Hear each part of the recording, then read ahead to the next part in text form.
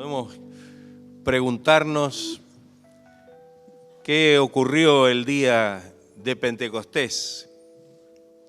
Fue el día en que el Espíritu Santo, que fue prometido por Dios desde el Antiguo Testamento, y también por Jesucristo, descendió sobre los discípulos, los seguidores del Señor. Pero también hay otro evento paralelo, y es que ese preciso día también nacía la Iglesia de Cristo. Si tenemos que darle un comienzo, un origen a la Iglesia del Señor aquí sobre la tierra, tenemos que decir que ese día se iniciaba la Iglesia del Señor como tal. Y así como el Señor dijo que ni las puertas del Hades prevalecerían contra ella, después de 2000 años y de un grupo que estaba en los 120, hoy hay millones y millones alrededor del mundo que alaban y bendicen y glorifican el nombre del Señor.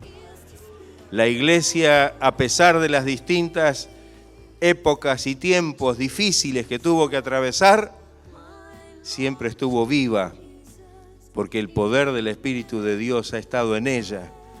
Y sabemos y tenemos la confianza de que en este último tiempo o el tiempo final, el Señor está derramando de su gracia y de su Espíritu, preparando a esta iglesia para que cuando Él venga podamos volar a su presencia y podamos heredar aquella gloria que el Señor nos ha preparado. ¿Está usted esperando ese glorioso día, no? Gloria al Señor, gracias a Dios. Así que esto es algo maravilloso. Aquello que ocurrió en aquel día que se relata en el libro de los Hechos, aquí en el capítulo 2, tuvo un impacto tremendo. No quedó la bendición o la experiencia solamente en los 120 que estaban reunidos en el aposento alto. En aquel tiempo y en aquel momento, precisamente, miles de personas que habitaban en Jerusalén en ese tiempo se acercaron para ver qué es lo que estaba sucediendo. Se ve que había bastante bulla, bastante ruido, ¿no? Algo pasaba. Miles de personas se acercaron. Algunos estaban asombrados, dice la Biblia, y otros estaban perplejos. Otros se burlaban de lo que estaba ocurriendo. Y en medio de esta circunstancia, el apóstol Pedro pronuncia su primer mensaje, su primer sermón, que está registrado justamente en el capítulo 2 del libro de los Hechos. Y tal vez podemos decir que estaba haciendo uso de las llaves del reino que el Señor le había dado. Recordamos en Mateo 16, 19, en un texto bastante controversial y que muchos lo han malinterpretado para valorar la figura de un hombre, pero sabemos que cuando el Señor le dijo a Pedro textualmente, y a ti te daré las llaves del reino de los cielos, tanto para judíos como también para gentiles, le estaba hablando de que él sería quien abriría la puerta, y especialmente a partir del día de Pentecostés, para que todos pudieran escuchar el mensaje del Evangelio, el mensaje de salvación.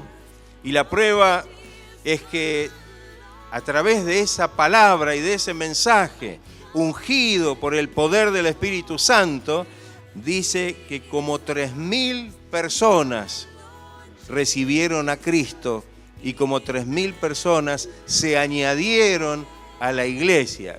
A mí me llama tanto la atención que en un solo día, de ser 120, el grupo que estaba allí reunido y esperando la promesa, iban a ser ya no solamente 120, iban a ser 3120, a partir de ese mensaje lleno, ungido, con el poder del Espíritu Santo. Y eso que no fue un mensaje de todas cosas, el mensaje del apóstol Pedro fue un mensaje bastante duro, porque les mostró a todos los que estaban allí que realmente eran responsables de la muerte del Señor. Y el mensaje fue cargado realmente de una realidad que ellos se negaban a admitir hasta ese momento en que el Espíritu Santo compungió sus corazones. Y se acercaron a los apóstoles diciéndoles: varones, hermanos, ¿qué haremos? La respuesta de Pedro fue rápida: arrepiéntanse, arrepiéntanse de todo corazón, bautícense y recibirán el don del Espíritu Santo. Gloria sea el nombre del Señor. Que el Señor nos ayude para poder comprender esta verdad. Desde ese glorioso día de Pentecostés, que nacía la iglesia del Señor comenzó a expandirse y comenzó a crecer, y lo sigue haciendo de una manera maravillosa. Que el Señor nos ayude para que podamos seguir cumpliendo la ordenanza, el mandato, la comisión del Señor, y que este evangelio pueda llegar hasta lo último de la tierra. Y esto tiene un porqué, y lo dijimos recién, porque cuando este evangelio llegue hasta lo último de la tierra, dice que entonces vendrá el fin. Y este fin para nosotros es que aparecerá el Señor para venir a buscar a su pueblo. Gloria sea el nombre del Señor. Conocemos la palabra, las promesas y lo que el Señor dijo al respecto, y estamos con esta hermosa expectativa como parte del cuerpo de Cristo, que es la iglesia del Señor. Esta realidad de Pentecostés, que se relata aquí en el libro de los Hechos, tiene un antecedente en el Antiguo Testamento, y me quisiera referir brevemente a ello, porque a veces pensamos que las cosas surgen en el día que surgen.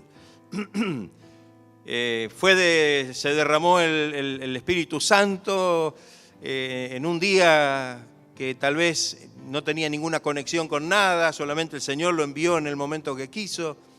Pero cuando miramos la Escritura nos damos cuenta que la cosa no fue tan así. Tiene un antecedente en el Antiguo Testamento, y sabemos que las cosas del Antiguo Testamento se cumplen en el Nuevo Testamento. Y que tal como el Señor las estuvo ordenando en el Antiguo Testamento, fueron figura de aquellas cosas que se cumplirían en verdad, en espíritu, en el Nuevo Testamento. Muchos cristianos anhelan hoy, y anhelamos, que se pueda repetir esta experiencia como la que tuvieron aquellos discípulos el día de Pentecostés.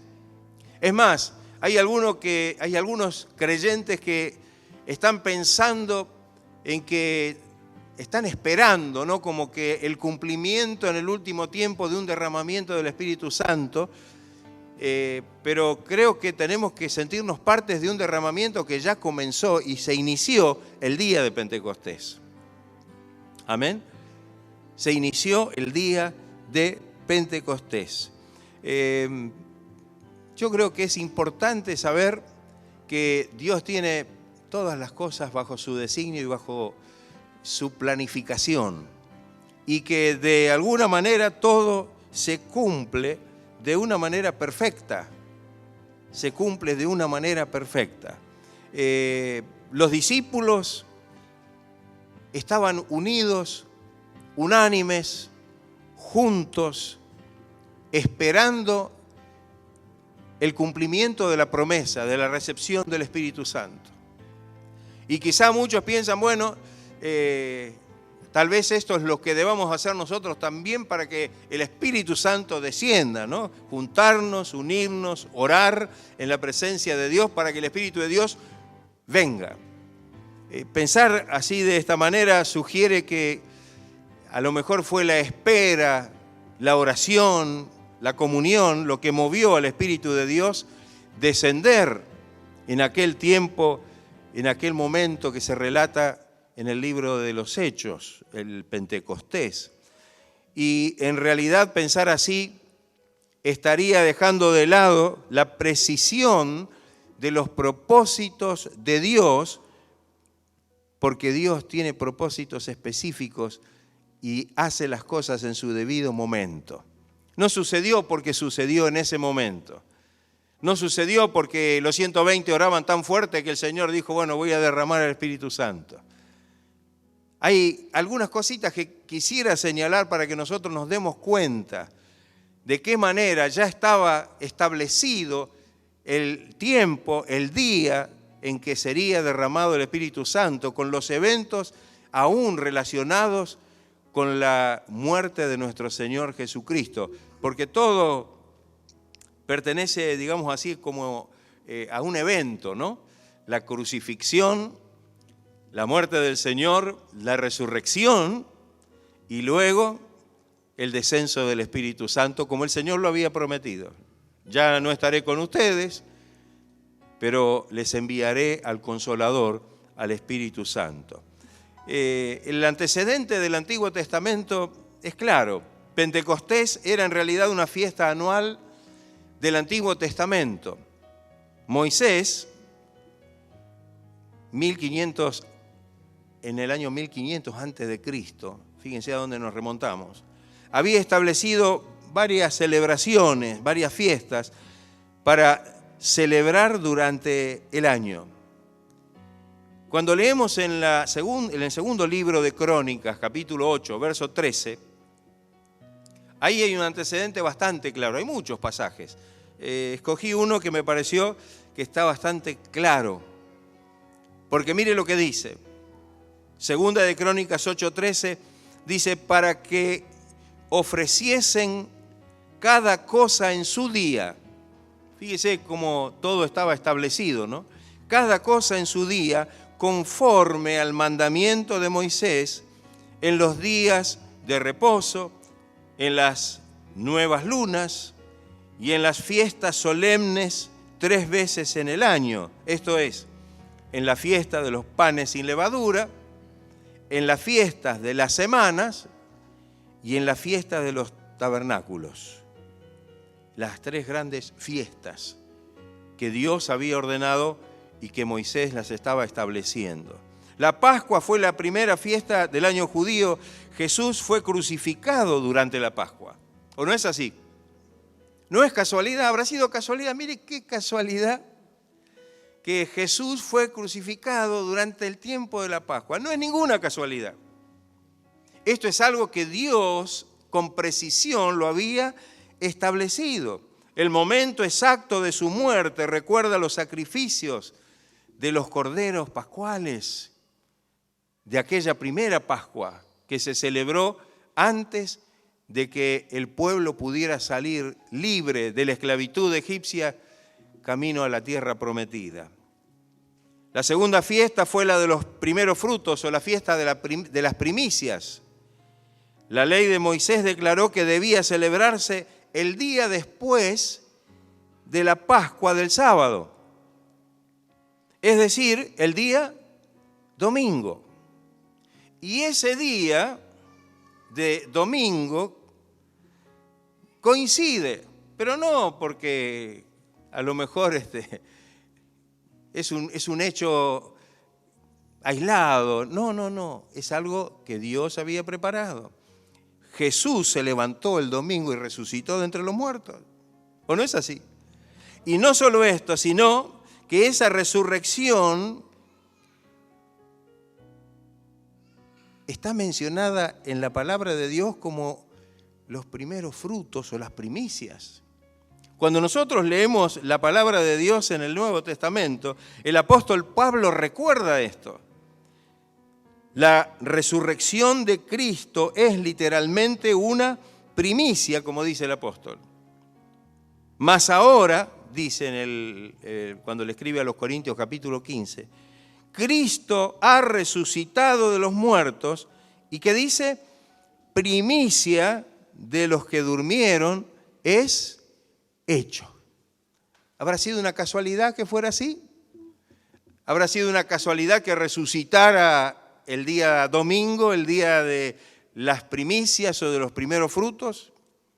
Pero también, de una manera muy, muy clara, se ve Esta era una promesa de que nuestra resurrección, es decir, la de todos los creyentes, también sería o vendría después.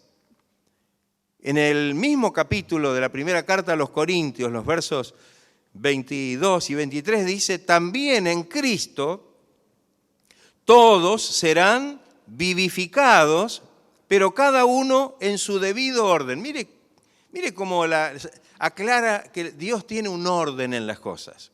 A veces pensamos que Dios es un Dios desordenado, se le ocurre algo y dice, bueno, hoy vamos a hacer esto, mañana vamos... No, todo está planeado y está planeado con una precisión desde antes de la fundación del mundo, dice la palabra. Y tiene contados los días desde la fundación del mundo. Así que también en Cristo todos serán vivificados, pero cada uno en su debido orden. Cristo, dice, las primicias, los primeros frutos, el primer fruto de la resurrección. Luego, los que son de Cristo en su venida. Qué hermoso esto. No fue una casualidad que Cristo justamente haya sido crucificado y haya muerto el día que murió. Ni tampoco era una casualidad de que hubiera resucitado el día domingo y podamos hoy estar haciendo nosotros entonces acomodando una relación. No, esto lo dice aún el apóstol Pablo y dice que todo esto es con una precisión absoluta de parte de Dios.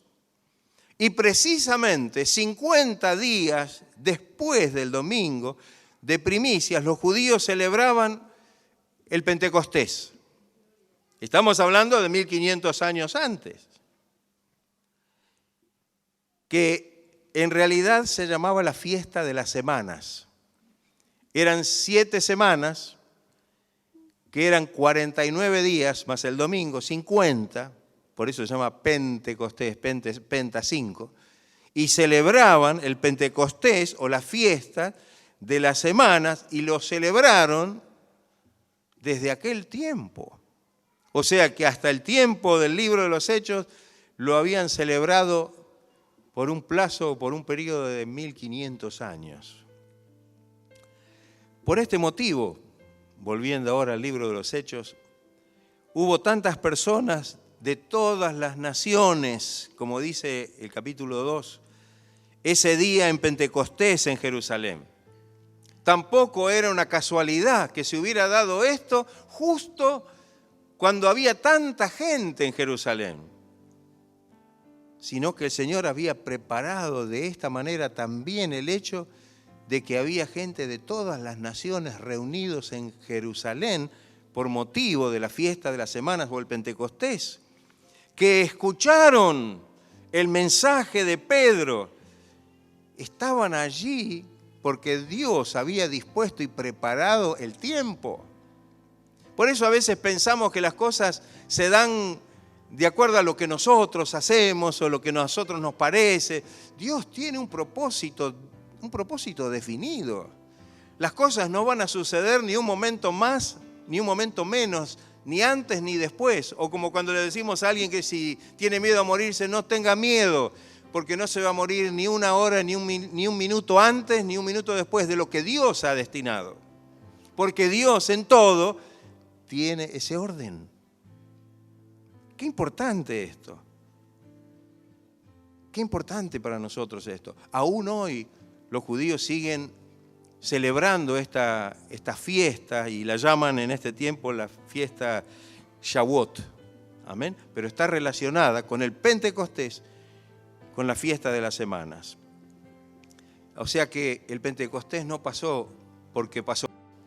No pasó porque se reunieron y oraron fuerte y el Señor entonces descendió con su Espíritu Santo, sino que realmente había un cumplimiento.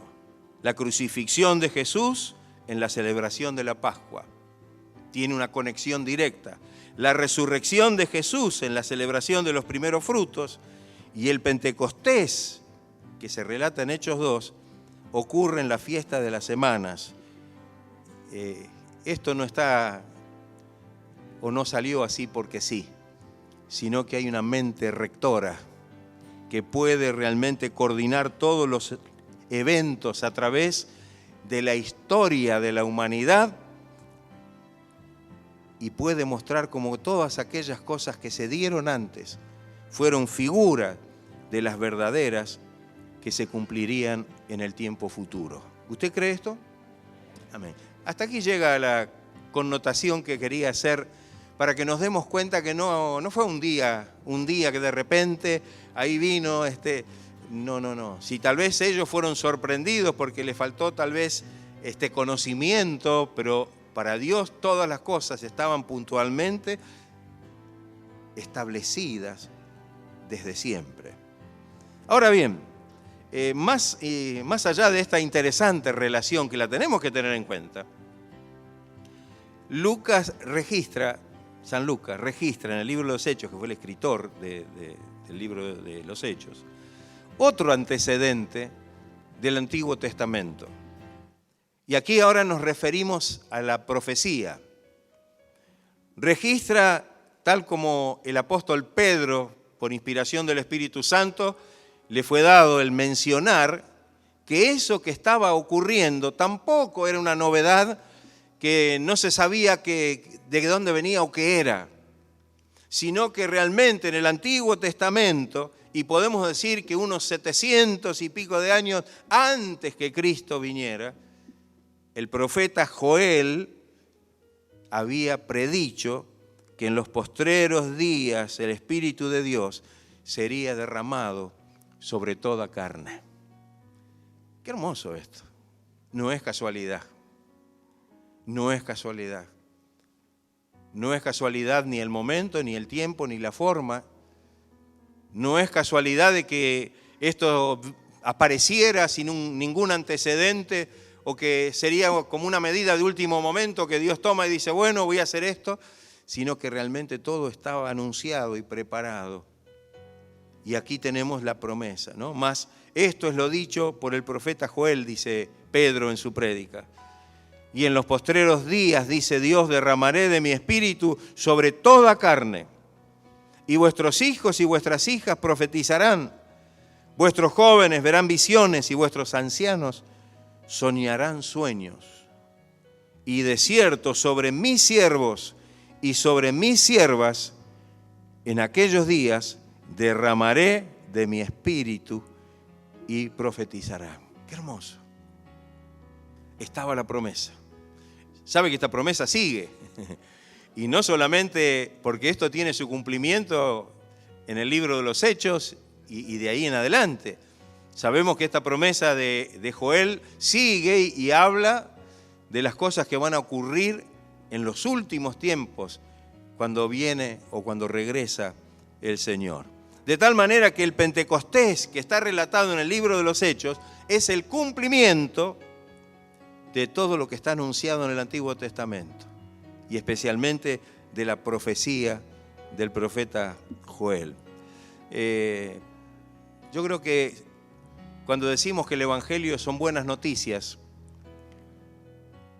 porque la palabra Evangelio significa buenas nuevas, y cuando tratamos de ampliar digamos, lo que significa esto, decimos que esas buenas nuevas son las buenas noticias de Dios hacia la humanidad a través de la obra de Jesucristo allí en la cruz del Calvario, por medio de la cual todo aquel que cree en Él puede recibir la vida eterna.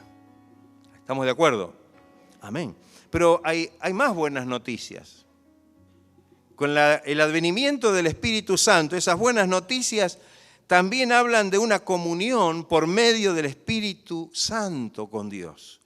Y esta comunión es permanente a partir de la manifestación del Pentecostés, porque el Espíritu Santo vino para permanecer y para residir en la vida de los cristianos. ¿No es esta una buena noticia? ¿No es esta una buena noticia? No pasaba esto antes de esto. No pasaba esto antes del Pentecostés. El Espíritu Santo obraba. Y lo tenemos mencionado en todo el Antiguo Testamento, que el Espíritu Santo obraba y que venía sobre ciertas personas en determinados momentos. Pero ahora la promesa que tenemos en el libro, a partir del libro de los Hechos, del derramamiento del Espíritu Santo, es que ese Espíritu de Dios sería derramado y permanecería y estaría con nosotros, dice, por siempre, todos los días. Esto no es una bendición que yo vengo hoy, bueno, gloria a Dios, me tocó el Espíritu Santo, me llenó el Espíritu Santo, canto alabanza, hablo en lengua, le doy gloria a Dios y después hay personas que dicen, sí, yo recibí el Espíritu Santo, lo tengo anotado en la Biblia, y después de ahí, ¿qué? ¿Siguió hablando en lengua?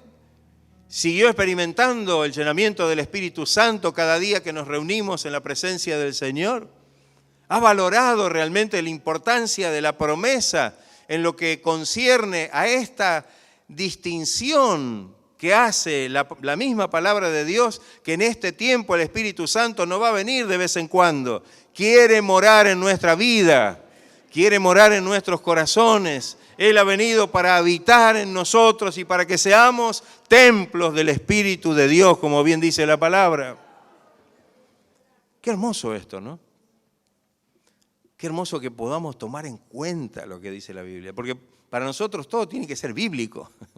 No es una cuestión de experiencias espirituales que aparecen y... No. Está todo escrito en la palabra, está todo prometido, está todo, digamos, establecido por el Señor. Hay textos que podemos encontrar infinidad, yo puedo señalar algún texto que hablen justamente de esto. Cuando el Señor prometió la venida del Espíritu Santo, dice que vendría, yo no los voy a dejar huérfanos, y el Espíritu Santo va a venir y va a estar con ustedes, ahí en San Juan 14, 16, con ustedes para siempre, para siempre.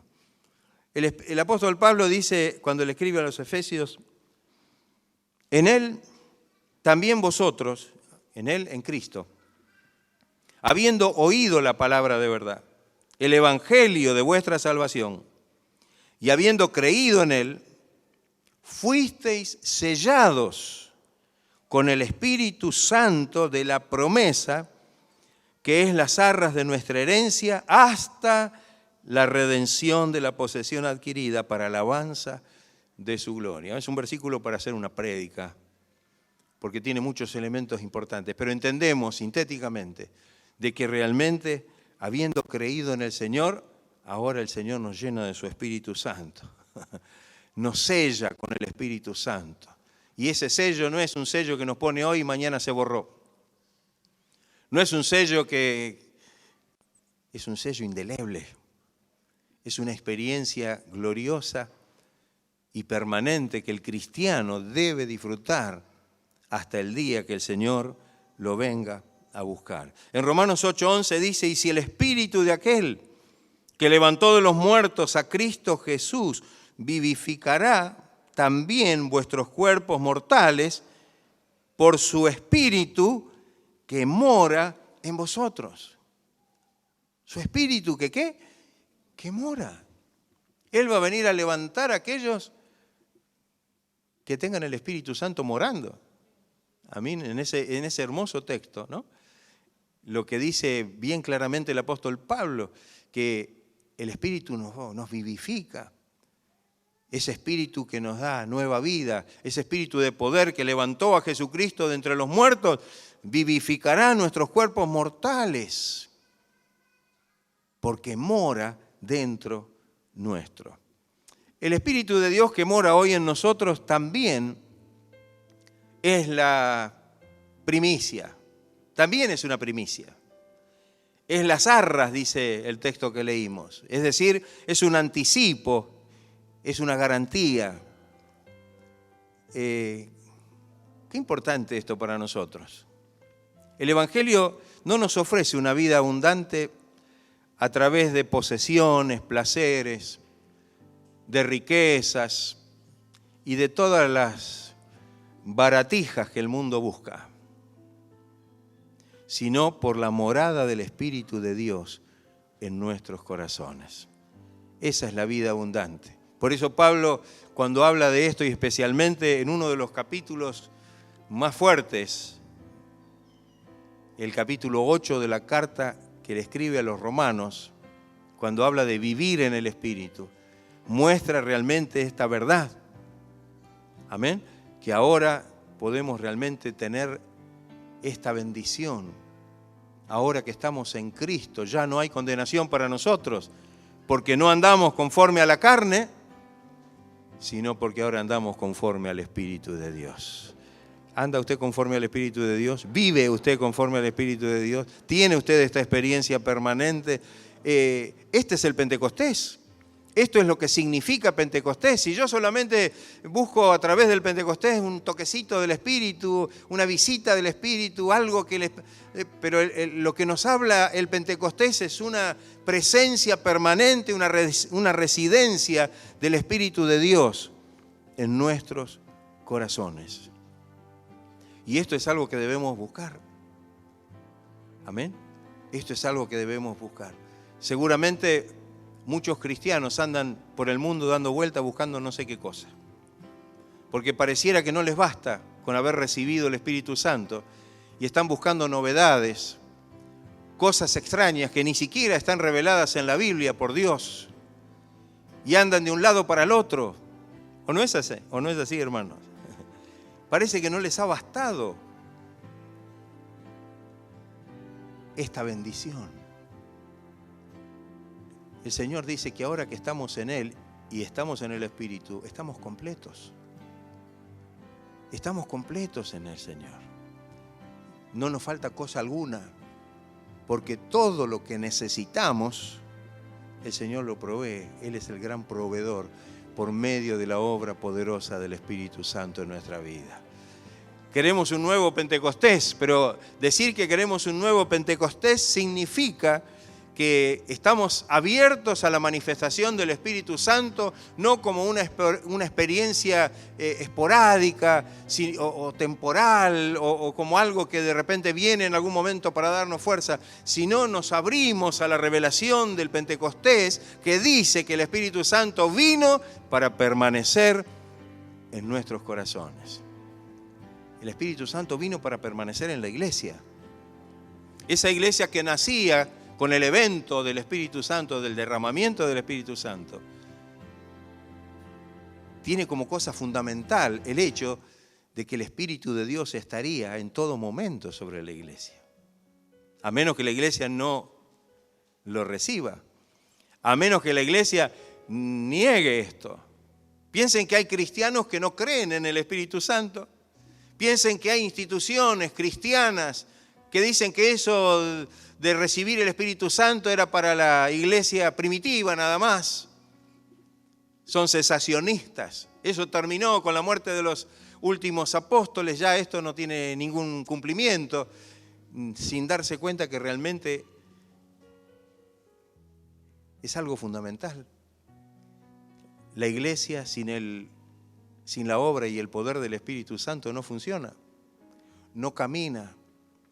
Es el combustible que mueve a la iglesia del Señor para que la iglesia del Señor pueda realmente cumplir su misión aquí sobre la tierra y para que aquellos que son parte de la iglesia puedan ir renovándose permanentemente y puedan ir siendo edificados permanentemente y puedan ir siendo santificados permanentemente. Gloria sea el nombre de Cristo. ¿Entendemos esto? Entonces, si esto no lo entendemos, no sé qué evangelio vivimos o qué Pentecostés celebramos. Si celebro el Pentecostés, pero es solamente hoy y mañana me atraen otras cosas. Tengo prioridades que van por encima de esta. Esto significa el Pentecostés. No hay iglesia sin Pentecostés. No hay iglesia sin el Espíritu Santo. La iglesia no se puede ni avanzar, ni proyectar, ni edificar si no es por el Espíritu Santo. Y ahí se atestigua cuando Pablo habla de los dones del Espíritu que son derramados por el Espíritu Santo y que Él obra para que la iglesia tenga todos los dones necesarios para poder edificarse a sí misma como cuerpo de Cristo, pero también para poder llevar el mensaje del Señor y predicar la palabra al mundo que nos rodea, que bastante conflictivo y caótico es. Por eso el Señor por algo frenó a los discípulos que después de haber tenido ese último encuentro con el Señor y el Señor se despidió de ellos, parece que ellos estarían, ¿no? Bueno, ahora, no. Esperen ser investidos con poder de lo alto, porque recibirán poder cuando haya venido sobre ustedes el Espíritu Santo, y me serán testigos en Jerusalén, en toda Judea, en Samaria y hasta lo último de la tierra. Qué importante esto. El bautismo, Jesús dijo que iban a ser bautizados. Cuando leemos en Hechos 1, 4 y 5, dice que estando juntos, todavía antes de ascender al cielo, les mandó que no se fueran de Jerusalén, sino que esperasen la promesa del Padre. ¿Cuál era la promesa del Padre? La venida del Espíritu Santo, el Pentecostés.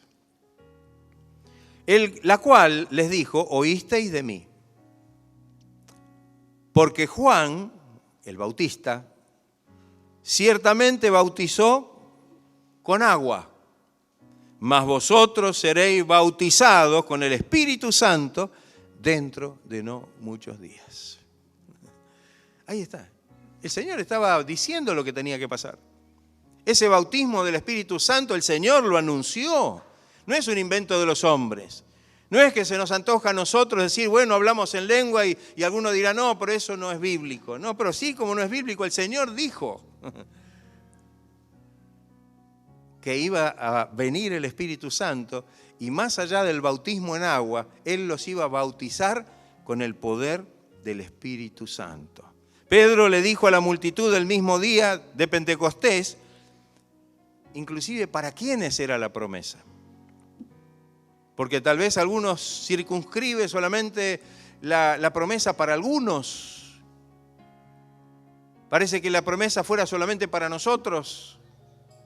Sin embargo, el propósito de Dios, por eso dice la promesa o la profecía, el propósito de Dios era derramar el Espíritu Santo sobre toda carne. Entendemos de aquellos que creen. Pero fíjese lo que dice Hechos 2, 38 y 39, en el contexto del mismo mensaje. Pedro les dijo, arrepentíos y bautícese cada uno de vosotros en el nombre de Jesucristo para perdón de los pecados y recibiréis el don del Espíritu Santo. Y le dijo ahí, ¿para qué? Porque para vosotros es la promesa. No paró ahí. Para vuestros hijos, es decir, para vuestra descendencia. Para todos los que están lejos. Es decir, para los extranjeros, para los que no están aquí. Y como para poder ponerle el sello de de lo universal que Dios está hablando aquí acerca de esto, para cuantos el Señor, nuestro Dios, llamare. ¿El Señor nos llama a nosotros solos? No, el Señor llama a todos. El llamado de Dios es universal.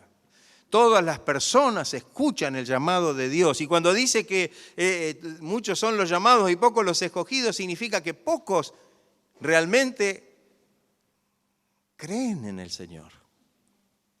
Y esos que creen son los pocos, son los que reciben esta promesa, son los que reciben esta maravillosa bendición. ¿Pero para quiénes? Para todos. Esta promesa es para todos aquellos que se acercan al Señor.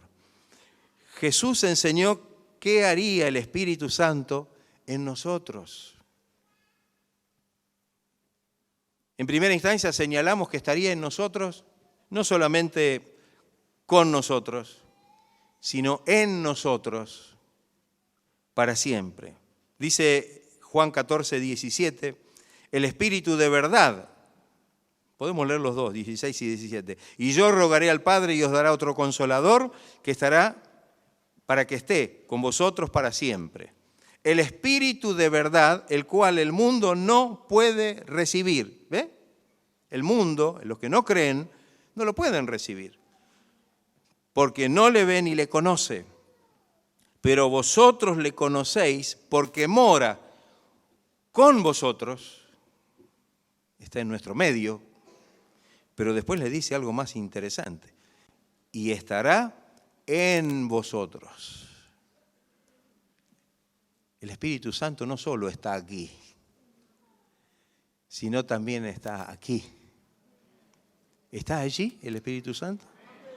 Podemos decir, bueno, cantamos, glorificamos, gloria a Dios, y parece que el Espíritu se mueve en medio de las alabanzas de su pueblo, el Señor está aquí en medio nuestro, pero hay algo más profundo, y es que el Espíritu de Dios tiene que estar dentro nuestro, porque allí el Señor quiere que se manifieste esta maravillosa bendición.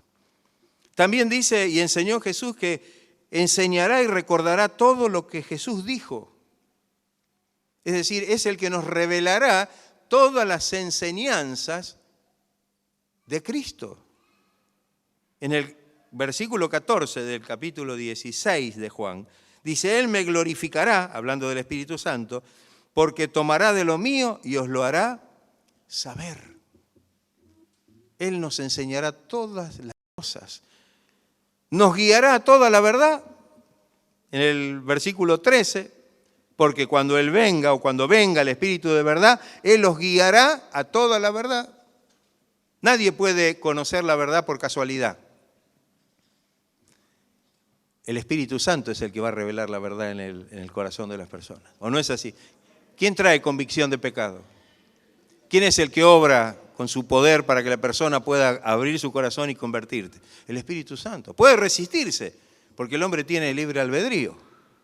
Y están aquellos que reciben el mensaje de la verdad y el Espíritu, porque el Espíritu, la palabra de Dios no es palabra solo. Las palabras del Señor son espíritu y son vida. ¿O no es así? Claro. Entonces, qué importante, guiará a toda la verdad. Es decir, que si nos apartamos de la verdad, si nos apartamos de la verdad de Dios, si nos apartamos de la verdad del Evangelio, ¿podemos decir que el Espíritu de Dios está con nosotros? Quisiera respuesta. A ver, ¿usted cree que el Espíritu de Dios puede estar sobre alguien que realmente se apartó de la verdad de la palabra de Dios? Y no, dice aquí que no. Él nos guía a toda la verdad. Hay creyentes que dicen que tienen el Espíritu Santo, pero viven en un error, en una doctrina totalmente contrapuesta a la palabra de Dios y al Evangelio. No es el Espíritu de Dios. Y esto está muy claro en la palabra del Señor. Dice también que nos hará saber todas las cosas que habrán de venir. Es el que nos irá revelando, en tanto y cuanto podamos recibir esa información y esa revelación de Dios, sobre todas las cosas que vendrán en el futuro, porque están escritas en la Biblia. Y muchas veces hemos leído cosas y no las hemos comprendido.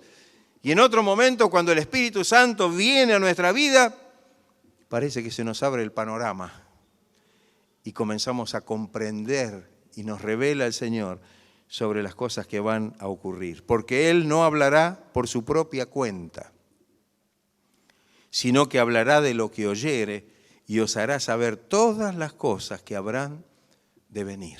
Qué hermoso. No habla por su propia cuenta. No es que tenemos que ahora rendirle un culto al Espíritu Santo como si fuera algo independiente de la Trinidad. Como algunos en algún momento quisieron instalar esta herejía en medio de la iglesia evangélica y especialmente en el medio de la iglesia pentecostal, diciendo que el Espíritu Santo tenía una personalidad y una voluntad independiente de la voluntad del Padre y del Hijo. Es una herejía, porque Él no hablará de su propia cuenta, sino dice que hablará todo lo que oyere y os hará saber todas las cosas que habrán de venir. Como última cosa, nos capacitará para ser testigos, para que podamos ser enviados a predicar el Evangelio hasta lo último de la tierra. Pero recibiréis poder, ya lo hemos dicho antes, y yo creo que lo digamos todos juntos, porque lo conocen bien este texto ustedes, ¿no? Hechos 1:8. Pero recibiréis cuando haya venido sobre vosotros el Espíritu Santo, y me seréis testigos en Jerusalén, en toda Judea, en Samaria y hasta lo último de la tierra. Amén. Gloria sea el nombre del Señor. ¿Está usted dispuesto?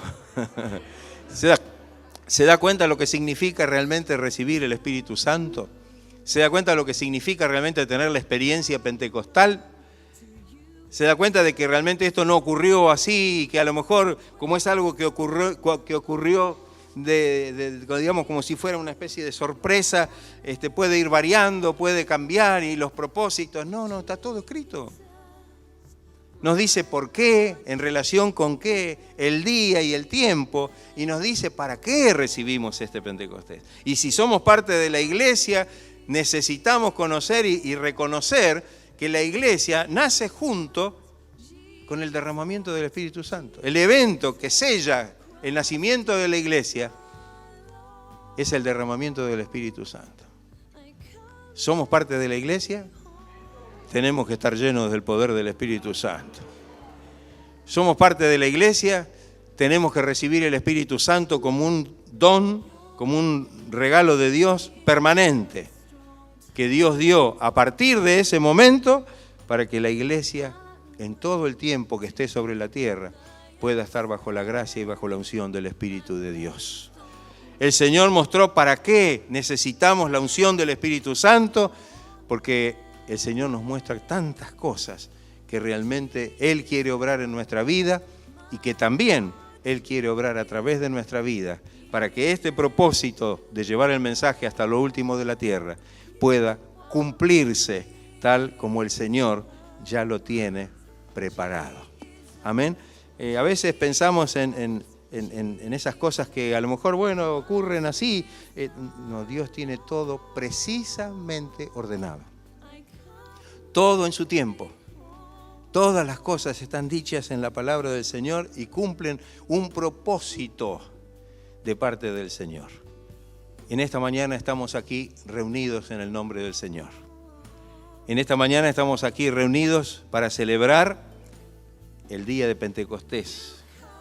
Y me pareció bueno que nosotros sepamos qué significa el Pentecostés, para que podamos vivir este Pentecostés, pero no solamente como una experiencia extática y nada más, sino para que en forma completa podamos realmente movernos ahora bajo la gracia y bajo el poder del Espíritu Santo del Señor.